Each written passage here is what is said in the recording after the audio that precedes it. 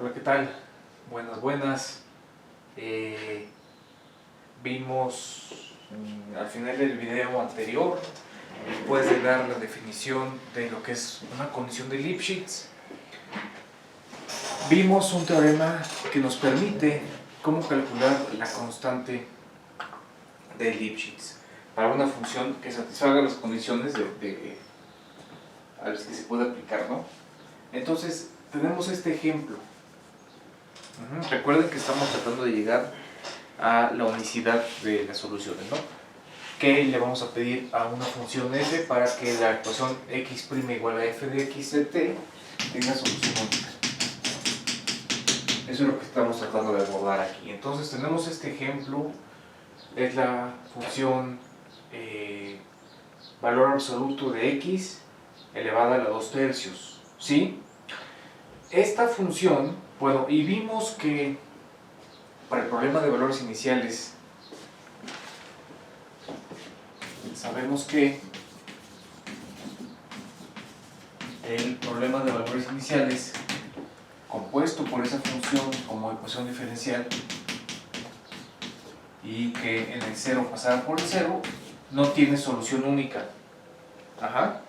Ya lo vimos, porque una solución era 1/27t al cubo, me parece, ahí lo tienen en el video del otro día, y la otra es la solución constante 0. Esas dos funciones, que son diferentes, satisfacen este problema de valores iniciales, entonces no hay unicidad de solución en él.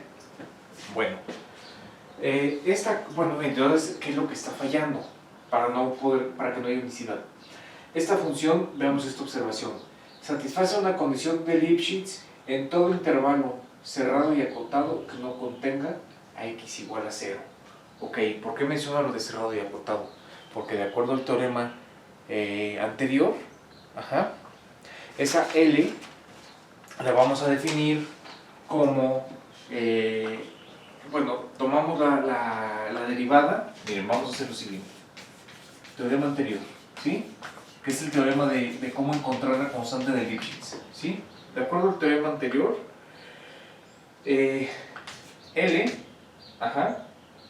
es el máximo entre D cruz y df de x, con xt, ¿ok?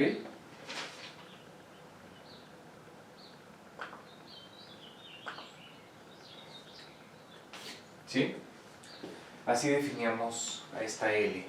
Como nuestra f es x a la 2/3, entonces f de x está definida en dos partes.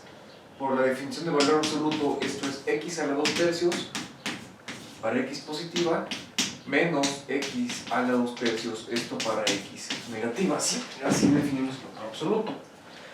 Bueno, si nosotros queremos derivar esta f, aquí viene parcial con respecto de x porque pues, está más general, ¿no? Esta función es autónoma, esa ecuación diferencial es autónoma, no está dependiendo de t, entonces la única derivada plausible es con respecto de x. Si derivamos con respecto de t, vamos a obtener 0, ¿no?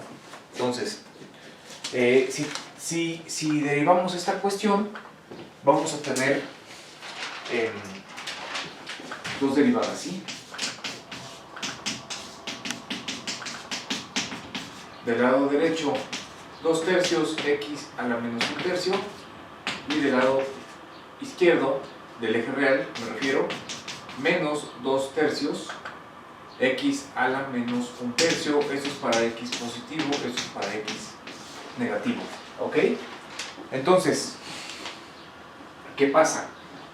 Que si nosotros queremos tomar el máximo, tiene que ser en un intervalo cerrado y acotado. Por eso que hago esa observación, porque una función continua definida en un cerrado y acotado alcanza su máximo, que es de lo que estamos hablando aquí. Bien, ¿qué pasa con el 0? Esta función no es diferenciable en 0.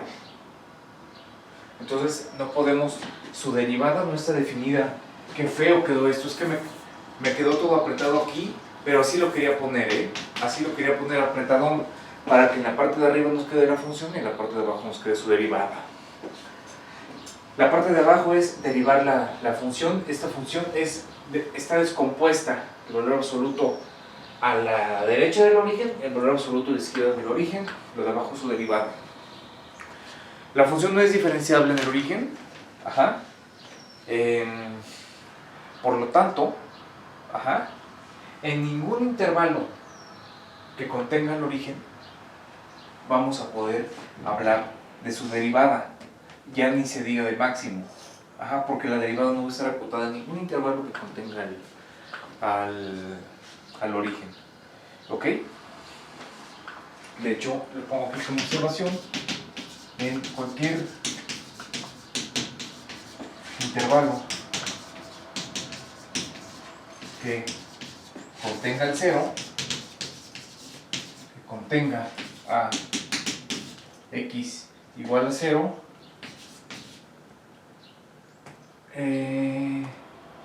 voy a ponerlo en ningún intervalo, porque eso es como que una negación, entonces doble negación, ya sabemos que no. Entonces, en ningún intervalo que contenga x igual a 0 se puede satisfacer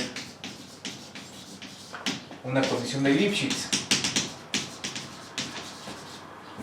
Puede satisfacer una condición de Lipschitz.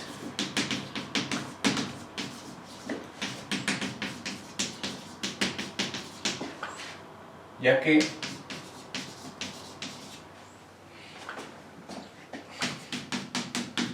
f de x, t, que es x a la 2/3, es mayor o igual a m por el valor absoluto de x para cualquier m cuando x tiende a 0, ya sea por la izquierda o por la derecha. Eso es lo que nos está indicando el valor absoluto. Entonces, lo voy a poner aquí para toda. Es lo mismo que cualquiera, pero me gustó más para toda. En ningún intervalo que contenga el origen puede satisfacer esta f una condición de Lipschitz, ¿sí? Ya que para cualquier m que tomemos, x a la 2/3 es mayor o igual, está por encima de m por valor absoluto de x, cuando x se aproxima al origen, y eso lo pueden ver en la gráfica que dibujé el otro día. Son unos cuernos, ¿no? Que vienen de los dos lados, bueno, para ustedes como lo están viendo, x negativo, x positivo, y la forma en la que convergen, en la que los dos llegan al origen, la derivada ahí se hace infinita, que es lo que está ahí indicando eso, ¿no? Entonces, nos está fallando la condición de Lipschitz en el origen, ¿sí? Y eso es muy importante para garantizar la unicidad de una solución, ¿ok? Entonces, eso fue. Ahorita vamos a regresar con condiciones de Lipschitz, muy importante para probar resultados de unicidad de soluciones, ¿ok? Antes de eso, vamos a reformular el problema de valores iniciales. Reformulamos el problema de valores iniciales, que ya sabemos que está compuesto por una ecuación diferencial agregándole una condición inicial como una ecuación integral, ¿sí?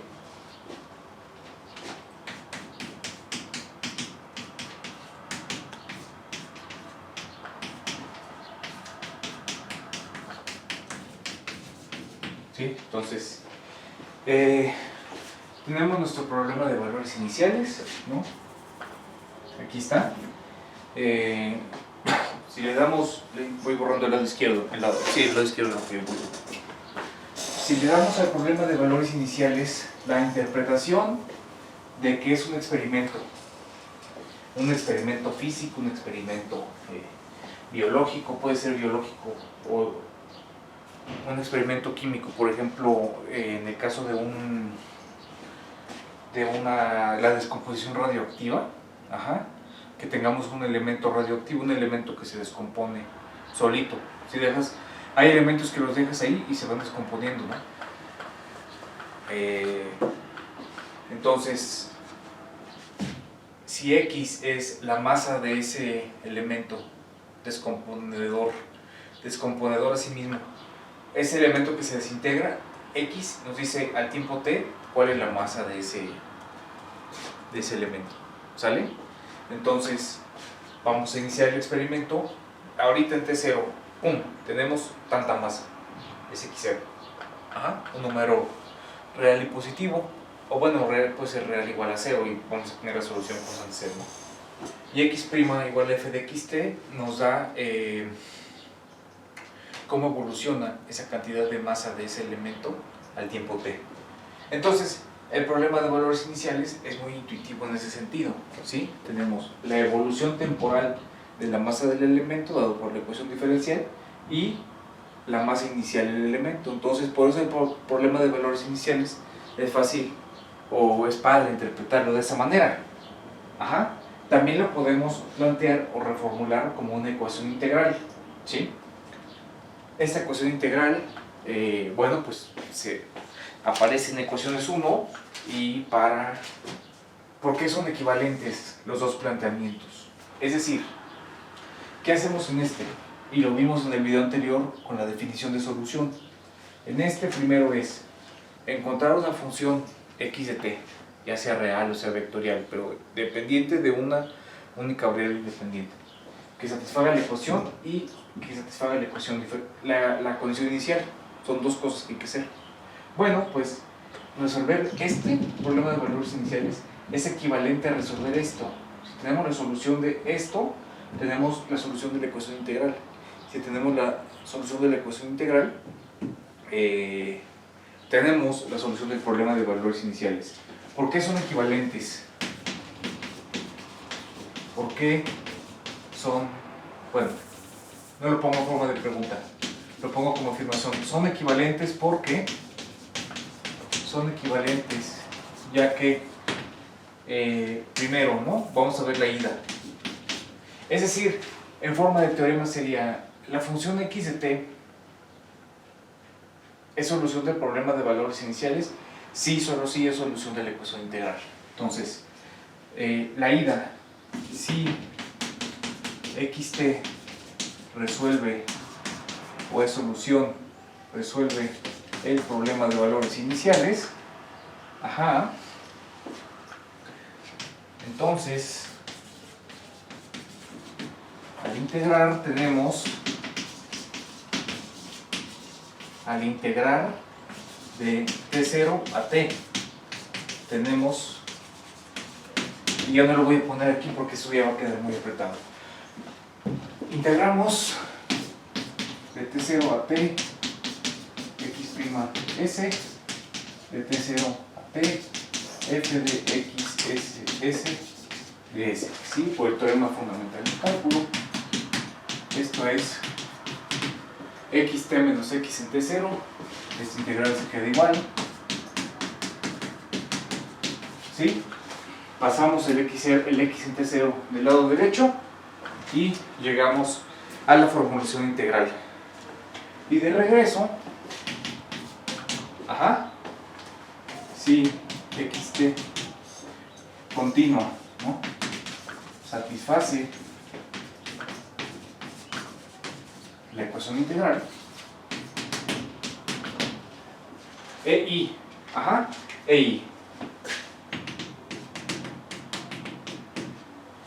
ecuación integral. Si x de t continua, la función de x de t es continua y satisface la ecuación integral para t en i, entonces al derivarla,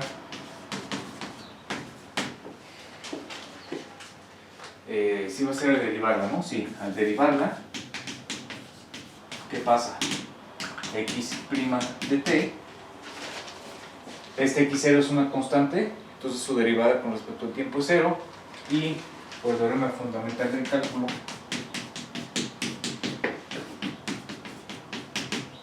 va a satisfacer la ecuación diferencial para todo TNI. También, condición inicial, CI es condición inicial. X en T0, ¿sí?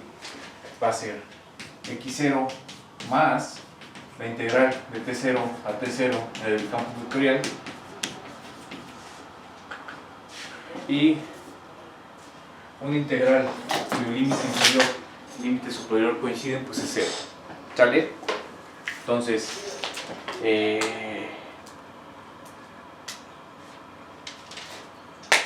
esto ya lo mencioné, lo repito.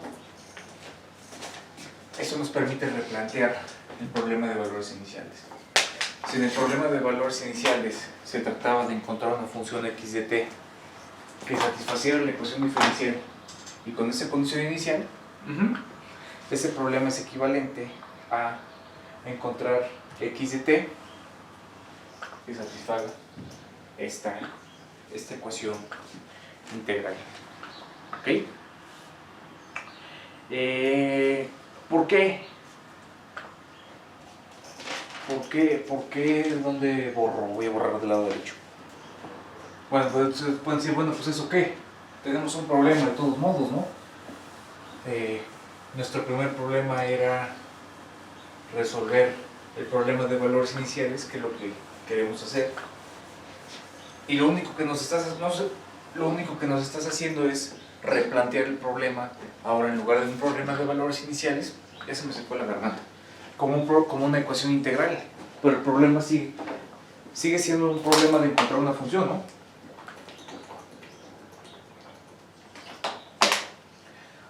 ¿Qué beneficios o qué ventajas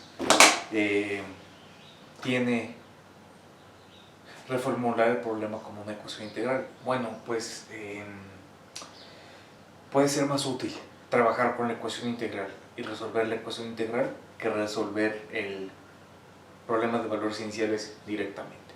Entonces, esto de replantear el problema de valores iniciales como una ecuación integral tiene sus beneficios en el sentido de que puede ser más fácil o puede ser más útil resolver la ecuación integral, y eso ya nos daría una solución del problema de valores iniciales. Que es la ventaja de que sean equivalentes, ¿no? No importa cuál resolvamos, vamos a tener una solución para los dos. Entonces,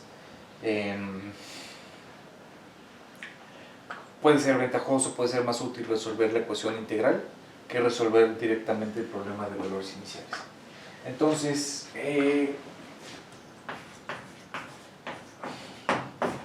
de hecho, bueno, si ustedes vieron iteradas de Picard, que vamos a llegar a las iteraciones de Picard, quizá nada más anunciar el teorema, quizá demostrarlo, no sé, depende de cómo vayamos de tiempo, porque lo debieron de haber visto en ecuaciones 1, pero en el teorema de Picard aparecen expresiones de la formulación integral, no del problema de valores iniciales, sino de la formulación integral, en las iteradas de Picard. Entonces, vamos a llegar a la unicidad de soluciones del problema de valores iniciales, pero antes de eso vamos a probar el lema de Gromwall. Ese tiene nombre, es de esos resultados que tienen nombre. ¿Intrascendente o no intrascendente? Lema de Gromwall. Pues es el nombre y es conocido. Bueno, lema de Gromwall. Pero más que conocerlo por su nombre, necesitamos ver qué dice, ¿no? El enunciado del resultado, qué es lo que nos está garantizando. Entonces, para eso vamos con el enunciado. Lema de Gromwall, sea R de t continuo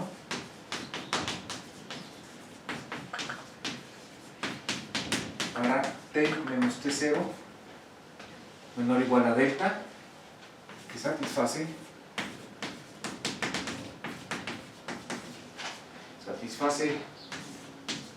ser no negativa y además está acotada superiormente por epsilon más delta de integral de t0 a t. Ay, oigan, está muy apretado esto, olvídenlo. Está muy apretado y necesito integral. Lo voy a poner del lado derecho. Llama de Gromwall. Y mi gis.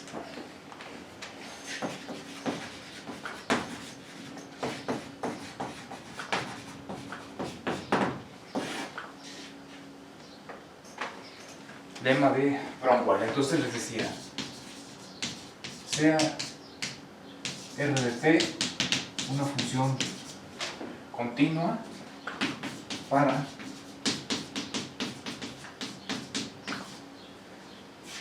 elementos p que están a una distancia menor o igual a delta de t0, ¿no? Que eso es lo que quiere decir t menos t0 menor o igual a delta, y que satisface, les decía que tiene que ser no negativa y además estar acotada superiormente por epsilon más delta veces el valor absoluto de t0t de rsds. Para algunas epsilon y delta no negativas constantes.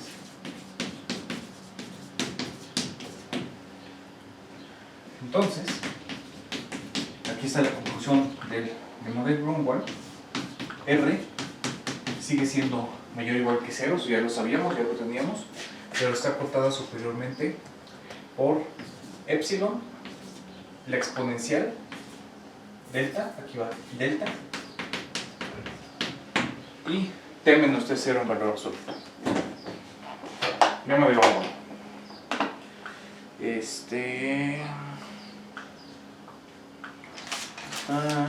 Vamos a demostrarlo. ¿Sí?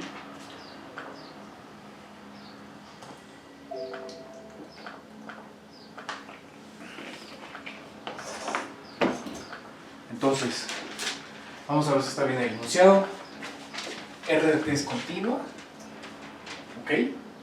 Para un intervalo centrado en t0 que va de t0 menos delta a t0 más delta, ¿no? Ese es ese intervalo. Además, satisface, es mayor o igual a 0 y está acotada superiormente por epsilon más delta, valor absoluto del integral de t0t de RDS. Esto es para algunas epsilon y d constantes, o sea, epsilon y d no están variando. Entonces, r de t es mayor o igual a 0, eso ya lo teníamos, pero el resultado nos dice que está acotada por epsilon, esta misma epsilon, por la exponencial evaluada en delta t menos t0. Demostración.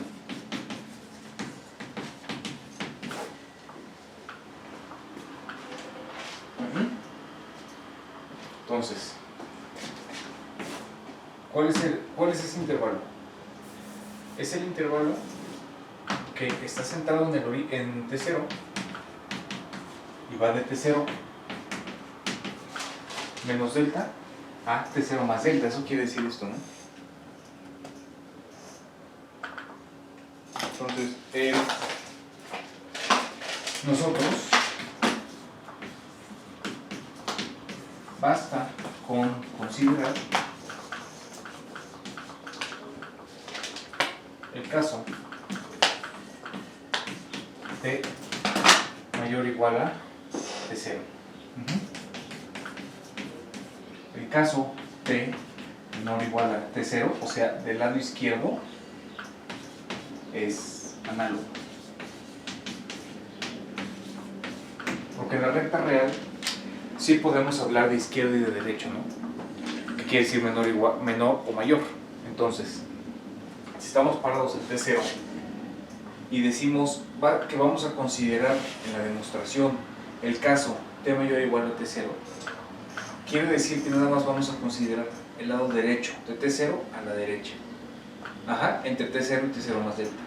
El otro caso, t menor a t0, o sea, a la izquierda de t0, para acá, entre t0 menos delta y t0, es análogo. ¿Ok? Entonces, esa demostración nada más vamos a considerar de T0 para el derecho, valores mayores a T0. Bueno, sea R mayúscula igual a T0 de integral de T0 a T de esa función continua R minúscula. Ajá. Entonces, R es continuo,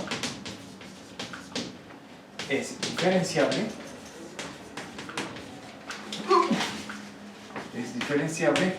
¿y quién es su derivada? Por el teorema fundamental del cálculo, la derivada de R mayúscula es R pequeña.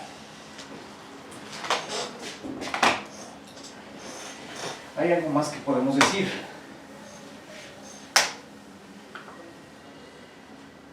Ajá.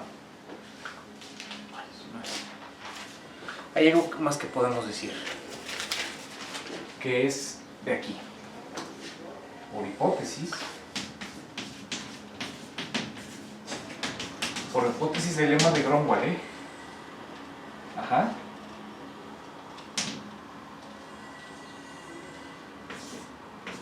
Cero es mayor o igual a R', ¿sí? Porque R' es R. Estamos reescribiendo esta desigualdad. 0 es menor o igual a R', que a su vez es menor o igual a epsilon más delta por R. ¿Sí? Delta R. Observación.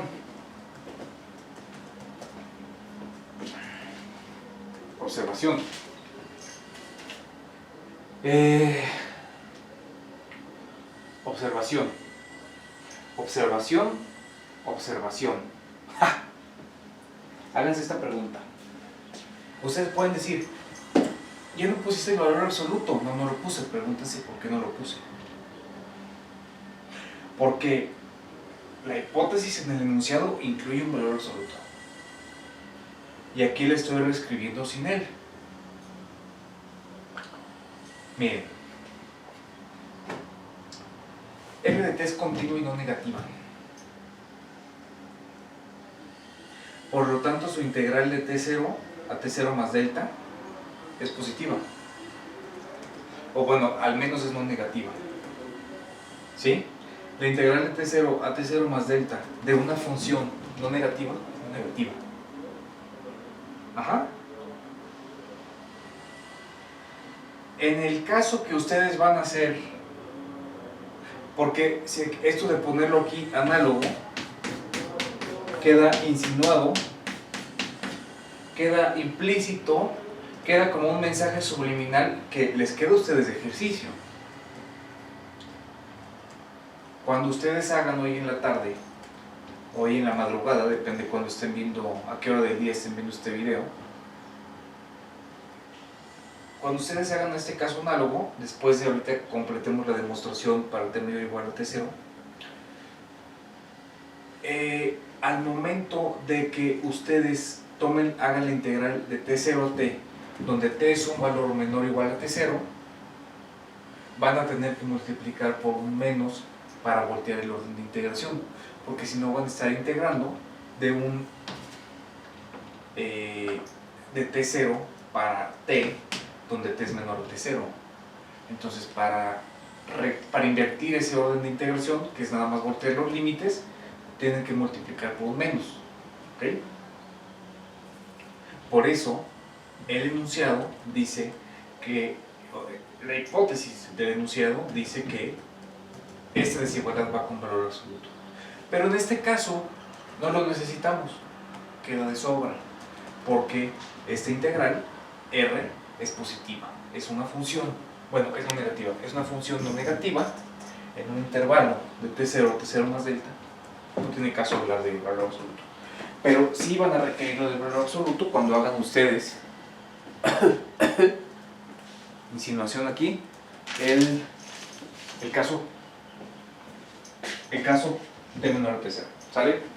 Entonces, bueno, todo eso fue para responder a la pregunta ¿Por qué no estoy incluyendo aquí el valor absoluto? Porque observen que R está definida sin valor absoluto.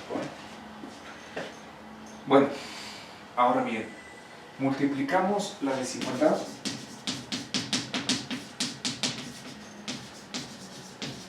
esta desigualdad multiplicamos la desigualdad por la exponencial evaluada en menos delta t menos t0, que por cierto es positiva. La exponencial, esta exponencial es positiva siempre para todo valor de t. Delta está fija, no la dio el enunciado. T0 está fija, no la dio el enunciado. Lo que está variando es t, ¿sí? Y vuelvo a hacer la pregunta. Esos no son valores absolutos, ¿eh? Estos son paréntesis normalitos. ¿Por qué no estoy incluyendo? No le estoy expresando con valores absolutos como aparece en la conclusión, por la misma razón de que, como estamos en el caso en el que t es mayor a t0, esta diferencia es positiva, porque t es mayor o igual a t0, es no negativa. Entonces, no tiene caso incluir el... Queda sobrando el valor absoluto ahí, ¿no? Porque eso es positivo. Bueno, entonces, todo este factor es positivo. ¿A qué se debe esta observación? ¿O por qué es importante? A que la desigualdad, al multiplicarla, no va a invertir su dirección, los signos, porque estamos multiplicando por algo positivo. Entonces nos queda 0, ¿sí? 0 o cualquier cosa va a ser 0. R' por la exponencial que está aquí arriba, ajá, menor o igual, en el lado derecho que tenemos epsilon más delta R t menos t0. Distribuimos esto, epsilon exponencial menos delta más delta R exponencial y ahora menos delta delta. Por lo tanto, 0 es menor o igual a R' e a la menos delta t menos t0 menos delta R e a la menos delta t menos t0 menor o igual a epsilon e a la menos delta t menos t0. ¿Qué pasó aquí? Restamos a ambos lados de la desigualdad. Esta delta menos delta t0 la pasamos para el medio, ¿sí?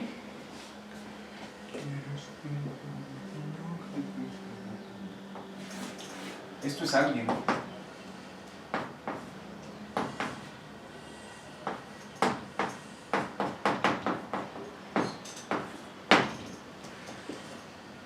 Lo que tenemos en el elemento del medio de la desigualdad es la derivada de un producto, ¿sí? Es la derivada de R por la exponencial de menos delta t menos t0, porque entonces R' la exponencial menos delta R